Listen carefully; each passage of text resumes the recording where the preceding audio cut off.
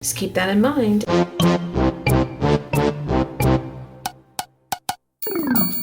Hey guys, welcome to day. Let's see what today holds. Make it something I want to do. Please, please, please. Make fabric flowers. This fell out with this, so I'm going to choose between the two. Let's do make flowers. All right, so I have some fabric out, and I have a few little trims here, a little bit of lace, some buttons, and some thread, and a needle. I'm going to make this one and this one with you guys.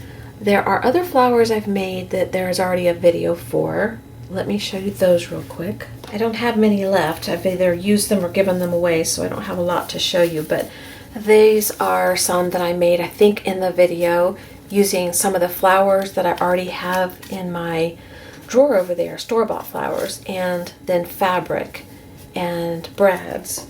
And then there's a little guy here. And then here's a bigger one. And let's see if there's any. Here's a real big one. And I don't know the name of the video. If I can remember it, I will link below. But I don't know. It's hard to remember to do that. Probably got a playlist called Flowers or something. And there's these guys. And these here are just using a die cut and then just putting them together. What I'm doing here today is not a die cut. And this one here, I just used some thread, leftover thread, you know, that you get from your stuff, and a button. And there's these. I wanted to use these up, and I didn't want to just stack them together. So I used fabric, and I think they turned out really cute.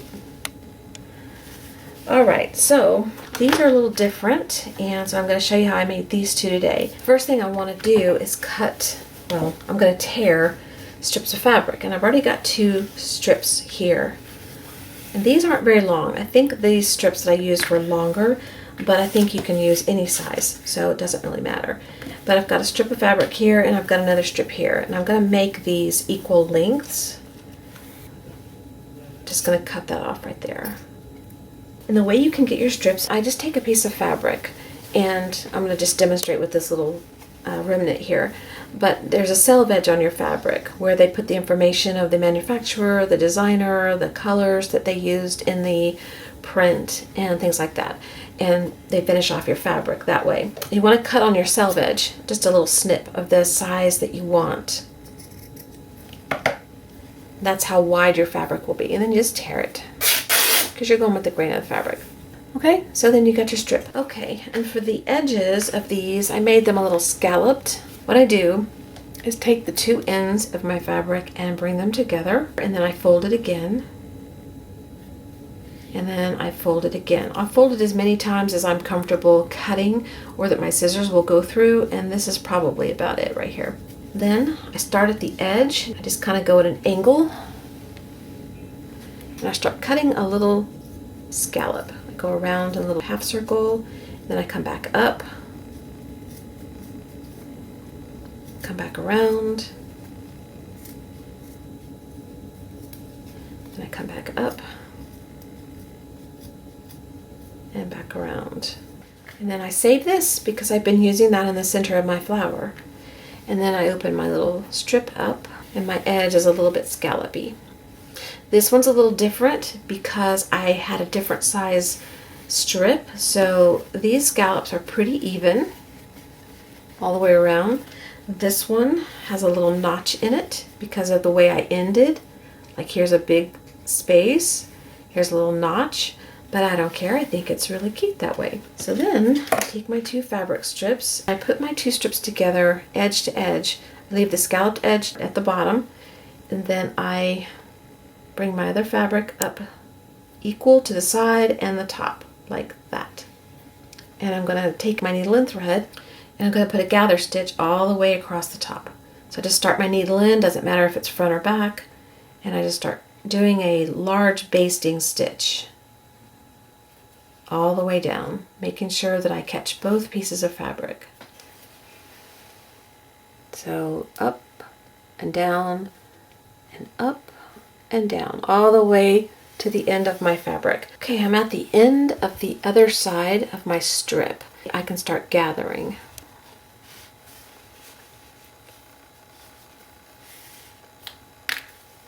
And then I'm going to bring my two ends together. Right sides of my fabric, that's the side that has the design or the color if you're using something that's printed. I'm going to bring my two ends together like this and pull the gathers. Then I'm going to stitch my flower closed. So I'm stitching all the ends together.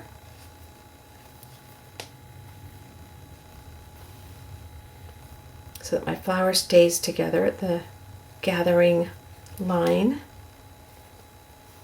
Okay, and what you're going to have is your flower like this, but you're going to have an opening right here where your ends don't meet. So I'm going to bring my ends back together again, and then I'm just going to make a little seam, sewing my little ends together. And then I just go back up a couple of stitches. Instead of making my knot at the end where the flower is exposed, let's go back up a couple stitches, and then I'm going to tie it off here. If you are giving flowers away and you do care what they look like on the back, just take a little piece of paper, a circle shape, and just glue it back here, you know, so they don't see all this, and use thread that is the color of your fabric so it's not exposed. Okay, so then I have my needle and thread here, and I'm going to go ahead and knot the end again because I'm going to give this a center. I think what I'll use is this little piece of lace that I've been using on this one here, like this one. And I'm going to find a button that I like for this flower, and that one's fine. And then I'm going to take this leftover little piece here that we cut off, and I'm just going to wad it up. And put that down in the center there. Put my button on.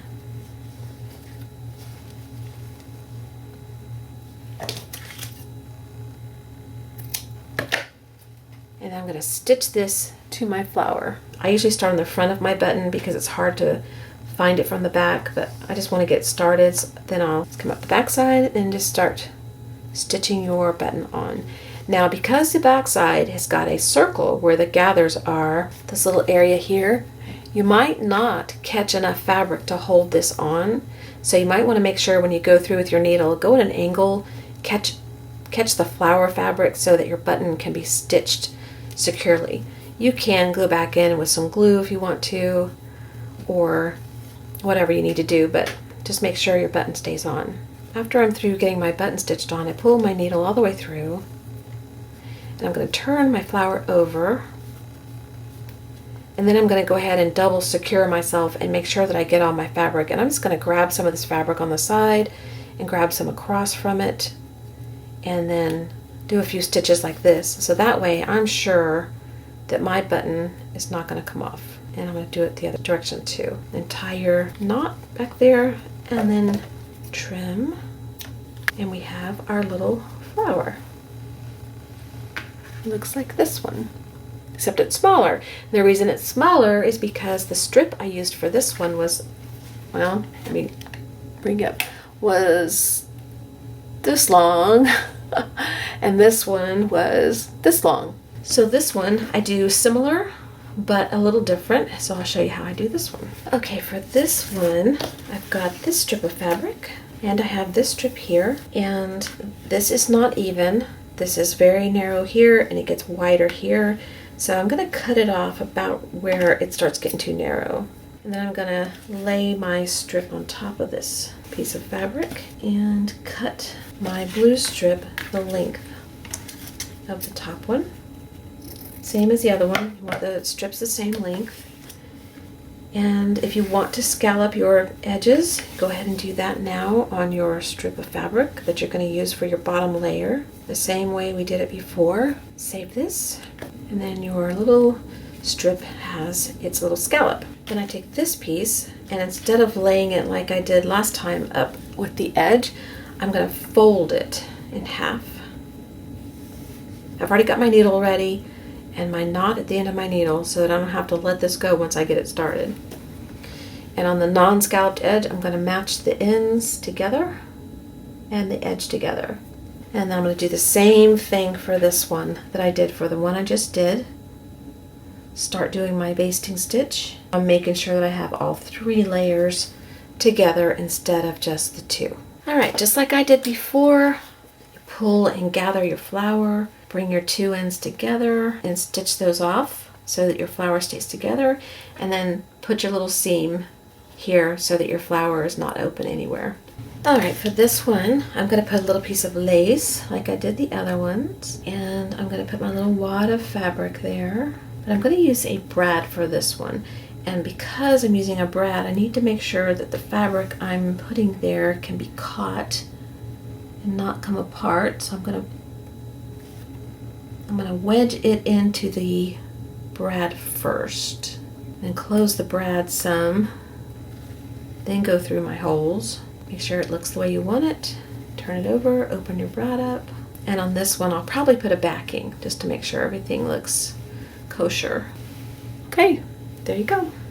So that's a couple ways to make some flowers. The length of your strip will determine the size of your flowers. Just keep that in mind and just decorate them however you want. I think they're really cute. I'm going to make one more off camera because I want this to be an uneven number. And then I'll show you what I made, and then I will close out the video. Okay, for this last one, I just glued 2 little leaves. Oop.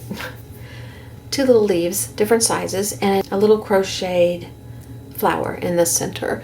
And what I used for this was just scraps from working on these. This one came from this fabric, and this pink came from this pink. So I have my little uneven number now, so I'm happy. All right, guys, I'll see you tomorrow for day. All right, I'll see you soon. Bye-bye.